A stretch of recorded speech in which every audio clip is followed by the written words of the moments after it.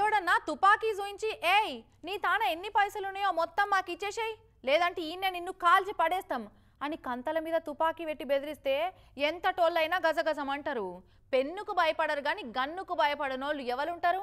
సొసైటీలో ఆ గన్నుకున్న పవర్ను వాడుకొని ఒక ఆడ దొంగ తాషిడిగాళ్ళు ఒక కిరాణా దుకాణం సెట్ను ఎట్లా దోషిరో చూస్తే ముక్కు మీద ఏలేసుకుంటారు. గా బ్లేడ్ బాబ్జీ సినిమాల కదా అల్లరి నరేష్ అన్న ముసుగేసుకొని పోయి బొమ్మ తుపాకి చూపెట్టి బ్యాంకు దోసినట్టు హైదరాబాద్ కొంపల్లి కమాన్ దగ్గర ఉన్న లక్ష్మీ కిరాణా దుకాణంలోకి పోయి 5 లక్షలు దోసుకా పేరు దొంగ తాషిడిగాళ్ళు. రాత్రి 10:30కు ఇద్దరు దొంగ మొక్క పోళ్ళు దుకాణం కాడికి వచ్చి బొమ్మ తుపాకి చూయించిరట. ఇక అడిగినంత తీయకుంటే కాలుస్తామని బెదిరించిరట. చేటు భయపడిపోయి దగ్గరున్న 5 లక్షలు వాళ్ళ చేతిలో పెట్టిండట. షాప్లో పనిచేసే పిల్లగాడు అడ్డం పడ్డా కూడా ఆయన చేతులకి వెళ్ళి తప్పించుకొని అవలపడ్డారట. అంతేనా సేటు? రాత్రి 10:30 నేను షాప్ బంద్ చేసి షటర్ కింద దించుదామనేసరికి గన్ను తీసుకొని వచ్చి బెదిరించి బ్యాగ్ లాక్కపోయాను. ఆ ముసుగులాటలో మా పనిచేసే అబ్బాయి కూడా ఫైట్ చేశాడు కానీ గన్ను పెట్టి పారిపోయాడు.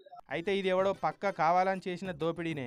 ఈ సేటు ఏ టైంలో దుకాణం తెరుస్తాడు, ఏ టైంలో మూస్తాడు, ఎప్పుడు ఒంటిగుంటాడు, ఎప్పుడు ఇంటికి పోతాడు అని రెక్కి చేసి చూసే ఈ దోపిడీ చేసినట్టున్నారు.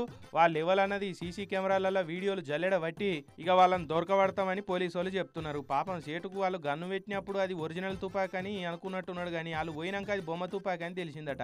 అయినా రాత్రి 10:30కు పగట్లెక్కనే పబ్లిక్ తిరిగే టైంలో కూడా దోసుకపోయారు అంటే ఎట్లా బరి తెగిస్తున్నారో చూడురి. జర గల్లీల పోలీసు వాళ్ళు పెట్రోలింగ్ పెంచాలి అని అనబట్టిరు లోకల్ పబ్లిక్ కూడా.